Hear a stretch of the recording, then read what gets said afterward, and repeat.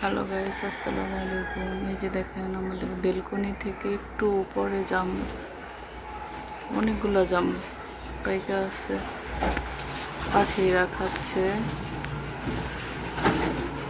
ভিডিওতে দেখা যাচ্ছে না কিন্তু অনেক জাম মাশাআল্লাহ। এই যে পাখিরা খাচ্ছে।